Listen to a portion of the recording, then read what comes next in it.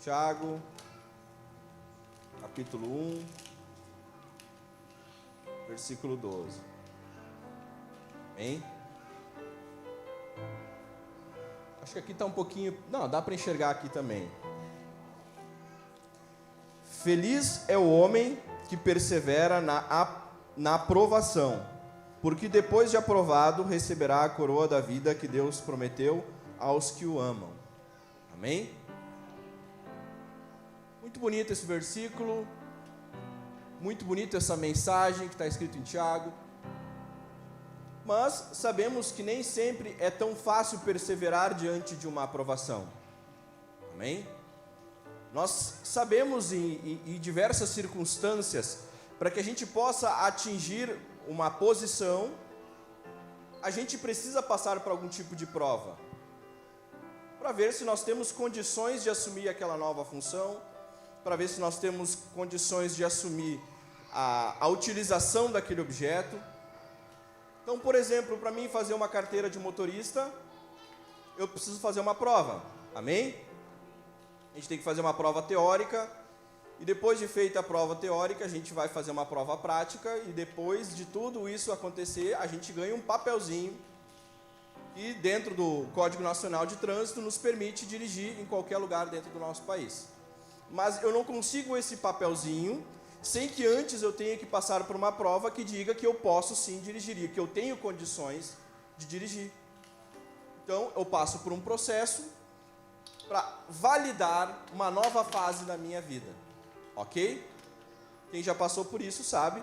Da mesma forma, quando eu vou fazer um concurso público, da mesma forma quando eu estou lá no ensino médio, no ensino fundamental, da mesma forma quando eu estou lá na faculdade, numa graduação, numa especialização, muitas vezes nós somos submetidos a algum tipo de prova, algum tipo de teste, que serve para validar o nosso conhecimento, validar a nossa prática, se nós temos condições de dar um passo seguinte ou se não. Ou seja, é um tipo de validação para dizer, você pode ir para uma nova fase da sua vida. Amém? E na vida não poderia ser diferente. Esse versículo deixa bem claro que em muitos momentos nós teremos provações, mas aquele que perseverar na provação, depois receberá a coroa da vida a qual Deus prometeu. Amém? E você tem passado por provações? São duas percepções que nós podemos ter aqui. Vamos olhar o copo meio cheio e meio vazio. Eu estou passando por provações, Davi. Deus te abençoe, Deus vai te ajudar, Deus vai estar contigo. Mas se você está passando por provações, é porque Deus está preparando um novo andar para você. Está preparando um novo patamar para você. Ele está preparando um novo local, algum tipo de experiência nova que você tem que passar por esse processo. Agora, se faz muito tempo que você não passa por uma provação, isso é bom ou isso é ruim? É ruim? Poxa, então Davi, tu está pregando para nós receber provação hoje. Não é bem isso. Mas o que eu quero dizer é que você tem que passar por provações. Você tem que passar por necessidades. Você tem que passar por dificuldades. Porque pós isso você vai crescer. A partir do momento que você fica muito tempo estável, não acontece nada, você também fica no mesmo lugar. A gente ouve muita expressão zona de conforto. Quando você não tem provações, quando você não tem testes, quando você não é colocado ao fogo para ser forjado, o que acontece? Tudo fica igual. Hein? Eu me lembro de provações que eu passei aos 15 anos, de provações que eu passei aos 20 anos, de provações que eu passei aos 25 anos, aos 30 anos e provações recentes da minha vida. E se eu tivesse recebido, lá aos meus 15 anos, provações que eu tive que passar aos 25, eu não teria estrutura física e mental para suportar. Se eu tivesse recebido provações que eu recebo hoje, com 20 anos, eu não teria estrutura física e mental para suportar. Eu ia desistir, eu ia correr. Mas o porquê que hoje eu consigo lidar com as provações que eu recebo hoje, que eu não conseguiria lidar quando eu tinha 20 anos? Porque desse espaço-tempo, outras provações surgiram, outras dificuldades surgiram, que fizeram com que eu fosse crescendo. E que hoje me passam numa situação onde a gente acaba lidando com mais facilidade. Só que aí começam a surgir novos problemas. Amém? Se você tem problemas grandes, Deus quer te ver grande. Simples. Se você está com dificuldades, se você está com problemas, que você olha assim, nossa, olha tudo que eu tenho para resolver. Deus tem projetos grandes sobre a sua vida. É simples assim. Tá difícil, eu sei que é difícil. Eu sei que é cansado, eu sei que quer estar cansado. Eu sei que muitas vezes a gente desanima no processo. Faz parte. Mas o que importa é continuar. É continuar, porque a coroa, ela será dada aos que perseveram. Muitas vezes você nem sabe o porquê você está continuando, mas você só continua. Vamos continuar. Segue o fluxo. E aí eu quero, depois de tudo isso que nós conversamos, ou que eu falei aqui para vocês, de perseverar, eu quero trazer um termo na mensagem de hoje. Tá? Pode passar lá, Paty. Só volta um. É uma pergunta. Você busca a Deus quando tudo está bem ou quando tudo está mal? Você, na sua individualidade, eu poderia fazer uma pesquisa aqui, eu poderia levantar esse questionário, levanta a mão, mas não vou fazer isso. Você busca mais a Deus nos momentos bons ou nos momentos ruins? Reflete aí. Quando você costuma ir mais para a igreja? Quando você foi promovido, quando você está alegre, quando está tudo bem, ou quando você está precisando de emprego, quando você está com uma doença, quando você está cansado, quando você está pensando em chutar o balde? Qual é o momento que te atrai mais para vir à igreja?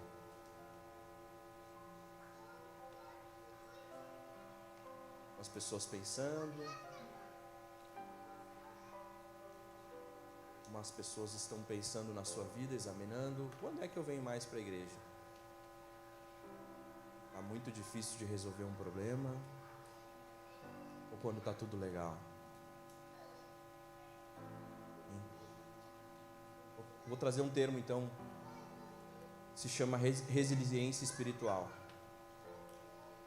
Nós estamos falando em Operação Resgate, que é o tema da mensagem durante esse mês. E até eu coloquei ali, resiliência espiritual, tema da mensagem. Embaixo, o primeiro resgate. Qual o primeiro resgate que tem que acontecer?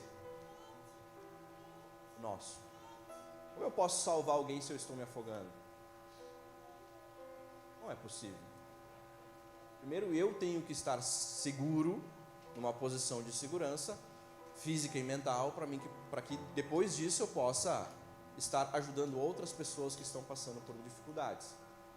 Então repare, voltando àquilo que nós estávamos falando antes, o processo de que eu tenho que passar por provações, é justamente para que eu tenha estrutura física e mental para passar por condições que eu possa depois dizer para outras pessoas, é assim que se passa pelo processo. Ou não simplesmente dizer simplesmente o seguinte, eu estou orando por ti. Ou observando de longe mesmo, sabendo que aquela pessoa está passando por aquilo que tu passou, e tu colocar os teus joelhos em prova e começar a orar por aquela pessoa. Amém? Mas o que isso tem a ver com resiliência espiritual? Pode passar ali, Paty. Primeira definição de resiliência. Tá? Essa foi minha primeira imagem que eu criei utilizando inteligência artificial. Estou bem feliz. Né? Fui eu que fiz essa foto, né? Usando inteligência. O que é resiliência? Física. Propriedade que alguns corpos apresentam de retornar à forma original após terem sido submetidos a uma forma de deformação elástica. No sentido figurado, capacidade de se recobrar facilmente ou se adaptar à má sorte ou às más condições. É como se eu pegasse uma espuma aquela que a gente usa lá para lavar o carro, sabe? E apertasse ela bem. O que acontece quando eu abrir a mão? Com a espuma, o que vai acontecer? Ela volta ao normal. Resiliência é mais ou menos isso. É eu ser submetido a alguma condição muito difícil e eu conseguir me recompor logo, eu conseguir me reconstruir logo, ou conseguir me adaptar àquela situação. O que é resiliência espiritual quando eu trouxe na mensagem ali? O que é resiliência espiritual? Independentemente das dificuldades, independentemente das situações, independentemente do processo, independentemente da aprovação, eu continuo forte espiritualmente. Quando eu perguntei para você se você tende a buscar mais a Deus no momento bom ou no ruim, quando tudo está bem ou quando tudo está mal, essa pergunta nunca deveria ter existido. Porque não é a condição que me faz estar aqui, é simplesmente porque Deus é Deus, eu tenho que estar aqui. E isso é resiliência espiritual. Muitas vezes, e eu já me coloco muitas vezes nessa condição, de estar frustrado com Deus, e isso muitas vezes abala a minha fé. Só que quando eu me submeto à resiliência espiritual, eu me coloco numa condição tão firme, tão convicta, que independentemente da situação que eu estou passando, eu continuo de pé. Não abala a minha fé, não abala a minha estrutura, não abala o que eu sinto por Deus, independentemente da situação, da provação, do processo, da dificuldade, da luta que eu estou passando.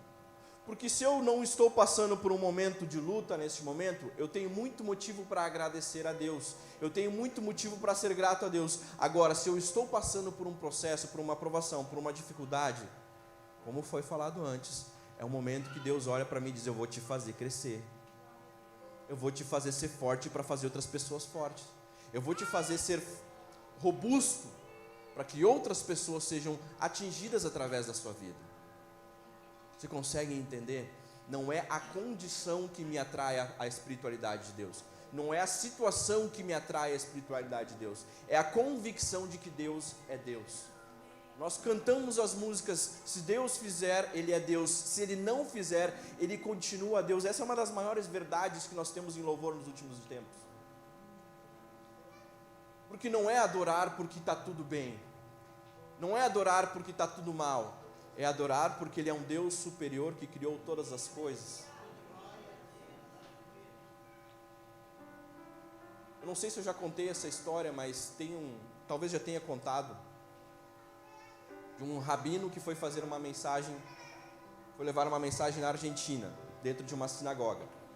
Era um rabino bem conceituado, um rabino bem famoso, um rabino bem conhecido. Então ele tinha uma agenda muito lotada, e o rapaz que ia fazer o transfer do hotel até o lugar onde ia ser a palestra, disse: rabino, antes de te levar lá para a palestra, eu sei que tem milhares de pessoas aguardando o Senhor, mas eu precisaria te levar para visitar uma pessoa. Precisaria que o Senhor conversasse com uma pessoa. E aquele rabino: bom, vamos lá. Aquele motorista levou até a casa de uma senhora que tinha perdido o seu filho. Olhou para aquela senhora, a senhora estava totalmente em luto, já tinha passado meses daquela situação. E o rabino foi conversar então com aquela senhora e pediu: o que aconteceu? Aquela senhora falou: eu perdi o meu motivo de vida. Eu pedi tanto a Deus um filho, e quando esse filho fez mais ou menos 10 anos, tinha 10 anos, houve um acidente doméstico e ele veio a falecer. Tudo que tu for me falar de Deus, eu não quero saber. Tudo que tu for me falar de religião, eu não quero saber. Tudo que tu vier falar para me motivar não vai funcionar. Porque eu perdi a minha motivação de viver. O rabino ficou um pouco em silêncio, deixou aquela mulher colocar tudo aquilo que ela estava sentindo para fora, e depois disse para aquela senhora: Se você pudesse escolher entre não ter tido esse filho, ou ter tido 10 anos que você teve, que você pode ver cada processo, cada evolução, que você pôde receber o abraço do seu filho, que você pôde estar do lado do seu filho, você optaria em ficar, não ter conhecido ou ter tido esses 10 anos com o seu filho? Aquela mulher ainda em raiva, eu preferia não ter conhecido meu filho. E o rabino disse, ainda bem que tu não é Deus, porque tu não sabe o que tu diz. As tuas melhores alegrias foram com aquela criança. Ela chorou, espareceu o luto. Depois pôde reconhecer que ainda bem que ela não é Deus, porque ela viveu aquele tempo. É uma provação que essa mulher passou, que eu não passei, que talvez alguém aqui tenha passado, mas é uma provação única, que a gente não sabe o porquê e nunca vai entender todos os porquês. E talvez esse seja a parte mais linda da vida. O ponto de interrogação. O que a gente não conhece, o que a gente desconhece. Mas tudo, qualquer fio de cabelo que caia da nossa cabeça, qualquer folha que caia de uma árvore, tudo faz parte daquilo que Deus entendeu como sendo assim o melhor.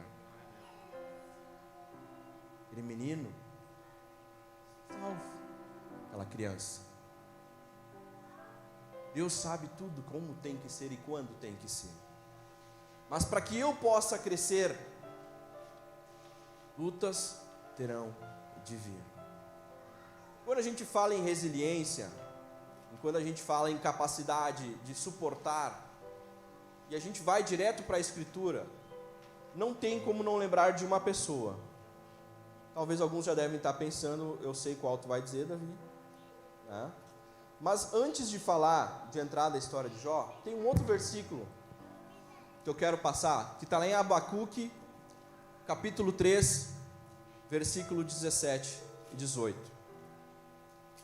Preste atenção nesse versículo, a gente canta ele várias vezes, mas também tem um significado muito forte. Porque ainda que a figueira não floresça, nem haja fruto na vide, ainda que decepcione o produto da oliveira e os campos não produzam mantimento, ainda que as ovelhas da malhada sejam arrebatadas e nos currais não haja gado, todavia eu me alegrarei no Senhor, exultarei no Deus de minha salvação. Ainda que não haja mantimentos, ainda que haja dificuldade, ainda que não tenha condições e que minha conta bancária esteja no vermelho, ainda que muitas coisas estão acontecendo, eu ainda te adorarei, eu ainda te buscarei, Senhor. Qual é a sua condição para buscar a Deus? Estar bem ou estar mal? Ou entender que Ele é o teu Deus e que Ele te proporciona tudo, independentemente de coisas boas ou ruins? Essa semana, quinta-feira, eu tive essa semana foi uma semana de muitas experiências, né? Terça-feira, o nosso filho foi para o hospital, tudo bem, eu pedi oração, Deus curou, foi um susto, tiveram que dar adrenalina para ele, Deus curou, tá bem, tá por aí, tá lá. Quinta-feira eu tinha uma assembleia da cooperativa que eu represento aqui no Lajeado, e a reunião era em Toledo, no Paraná. Tranquilo, saímos na quinta de manhã, voltei na sexta, era um bate e volta, só para fazer votação na assembleia. Quinta-feira, nós estávamos no voo, fomos de voo de Porto Alegre até São Paulo, de São Paulo até Cascavel, que seria o nosso voo.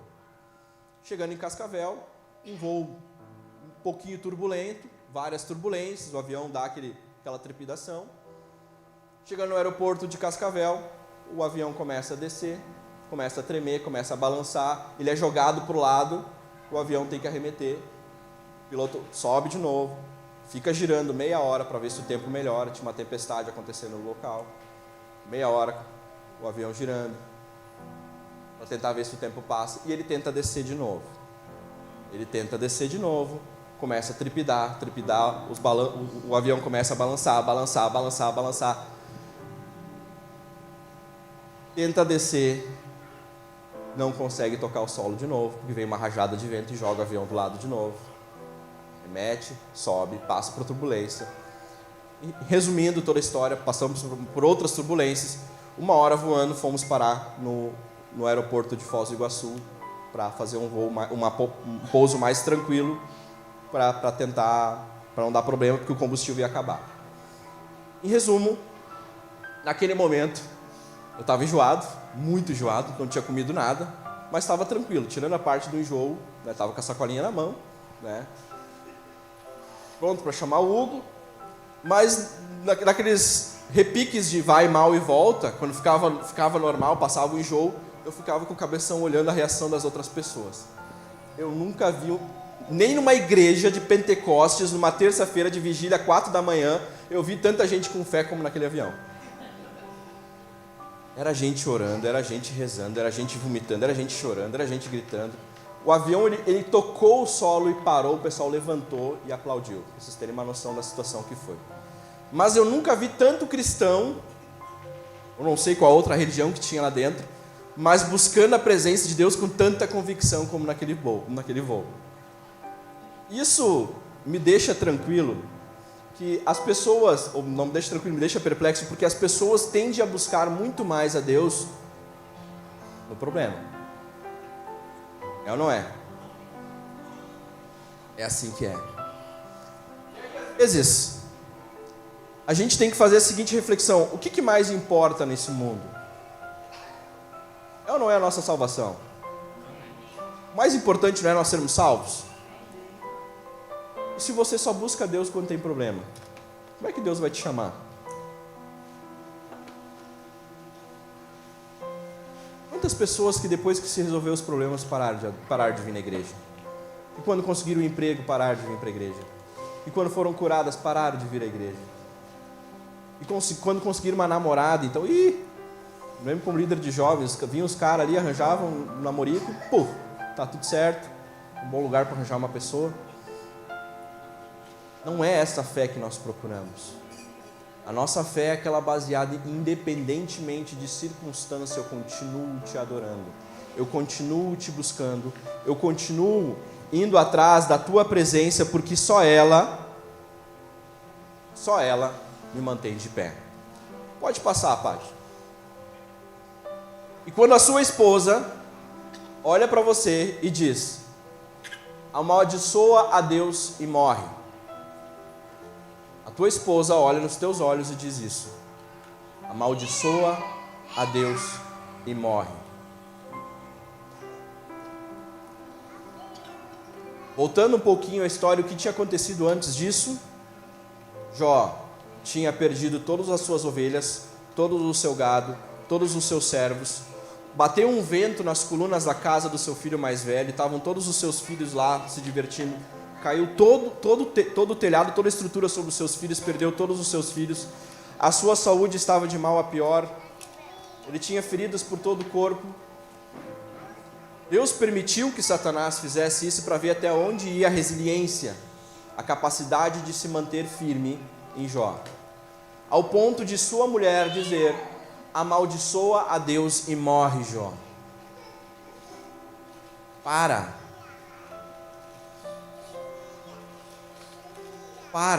No momento bom nós adorávamos a Deus, mas agora tu não tem mais nada, não tem nenhum motivo para adorar a Deus.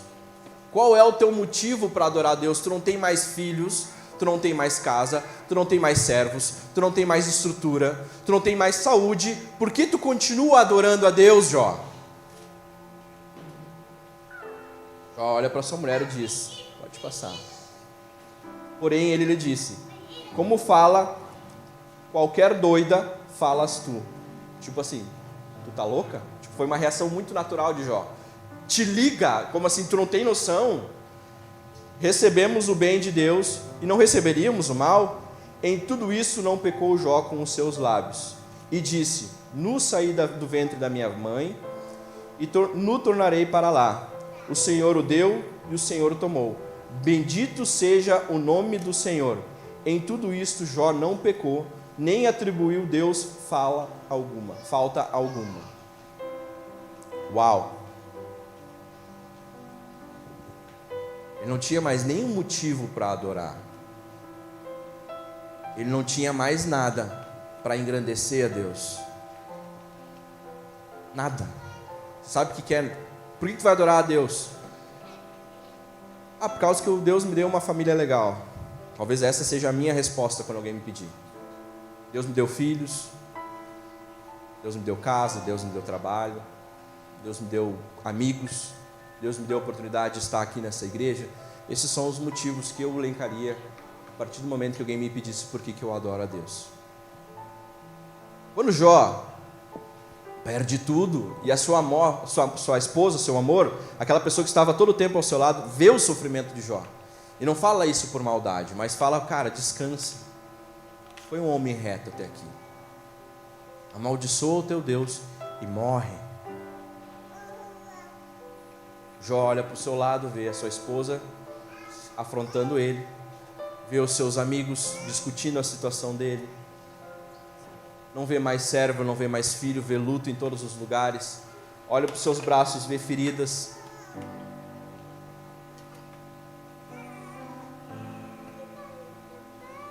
Não é isso que me faz adorar a Deus. Nunca foi. Nunca foi as coisas que me foram motivo para adorar a Deus. Nunca foi os objetos o motivo. Nunca foram os amigos, nunca foram os filhos, nunca foi o trabalho, nunca foi tudo aquilo que Deus me deu. Sempre foi a minha relação direta com o meu Pai. Sempre foi isso. Eu poderia não ter existido, e o fato de eu ter existido já é um motivo. Mas fora esse motivo, eu já teria motivos porque Ele é Deus, independentemente da situação. Se Ele me faz passar isso hoje, Ele já conhece o que vai acontecer depois de amanhã. Eu estou vivendo e passando o agora. Eu estou vivendo e passando a luta neste dia, esse mês de março de 2023. Uma pessoa muito próxima de mim, há uns 15 anos atrás, olhava nos meus olhos, uma pessoa que eu amo muito e considero muito, que é uma referência para mim, e ela dizia várias vezes para mim, Davi, eu quero morrer. Eu era um adolescente, olhava para ela e dizia, tu vai ver muita coisa ainda. Tem muita coisa para ver. Ela diz, mas Davi, eu quero morrer. E tem muita coisa para ver ainda. E hoje, quando ela vê os netos dela, que são os meus filhos, e eu digo para ela, viu que tu tinha muita coisa para ver? Ela diz, sim, eu tinha muita coisa para ver. Viu os casamentos dos seus filhos, viu os seus netos nascerem, viu muita coisa depois disso. Muitas vezes essa é a condição que nos colocamos hoje. Eu não quero mais viver, eu não está legal, mas tem muita coisa para ver ainda. Tem muita coisa para acontecer ainda. Tem muita bênção para ser derramada, porque por que abandonar na hora difícil? Continua, persevera, espera. Vai chegar um momento de gozo, de alegria na tua vida. Tu vai poder dizer, aquilo fez parte do processo. Se você parasse agora e examinasse a sua vida, quantas coisas no seu passado que você pensou que você não ia conseguir suportar? Quantas coisas que você passou lá atrás, que você disse para você mesmo, eu não vou conseguir, eu não tenho estrutura. E hoje você olha, eu passei,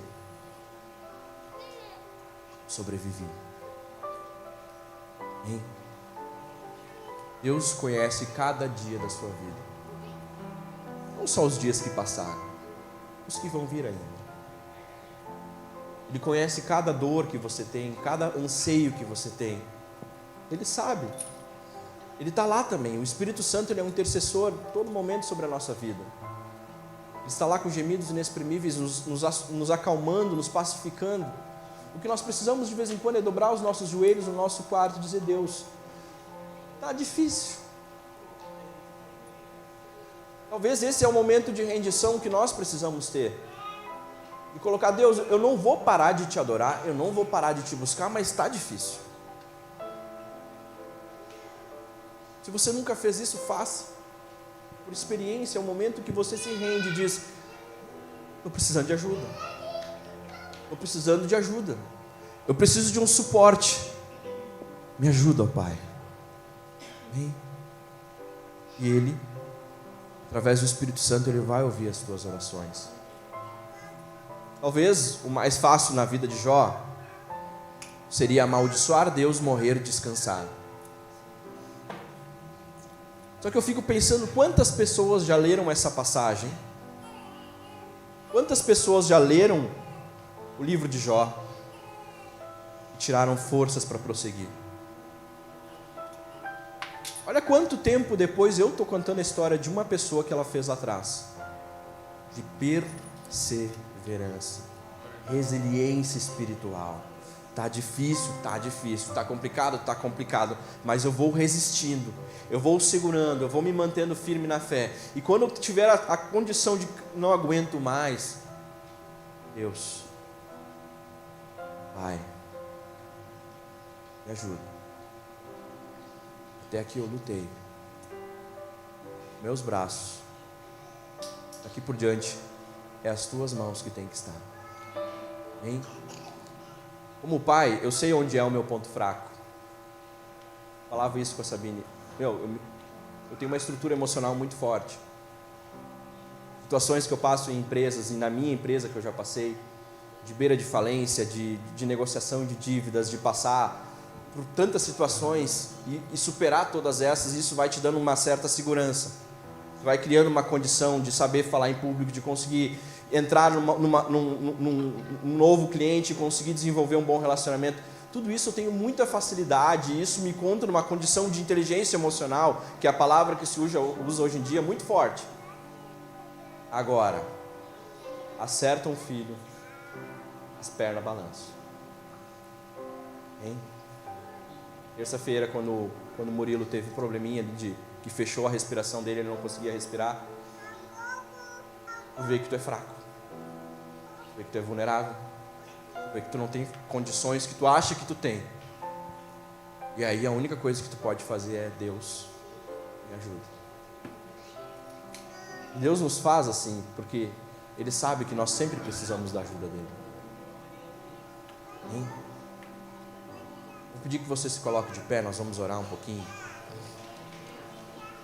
Eu não vou pedir hoje para você vir aqui à frente. Vamos orar um pouco. Se essa palavra falou com você, se essa palavra mexeu com você, saiba que o processo, a aprovação, ela é bem-vinda. Ah, Davi, essa palavra tu não precisava ter dito. Mas ela é necessária. Se você está passando por algo muito difícil, como eu falei antes, Deus te vê como alguém muito forte. E Ele quer que você seja uma estrutura forte, robusta, resiliente espiritual, para ajudar outras pessoas. Hein? Talvez você possa dizer: mas eu não quero isso. Eu não quero isso para mim. Eu não quero esse chamado, eu não quero esse dom. Você fala como a mãe daquele menino que perdeu a criança. Você não sabe o que você está dizendo. Talvez você sentiria muita falta, ou não saberia o seu motivo de vida, mas você tem um motivo de vida hoje, buscando na presença de Deus superar esse obstáculo que tu estás passando. Hein?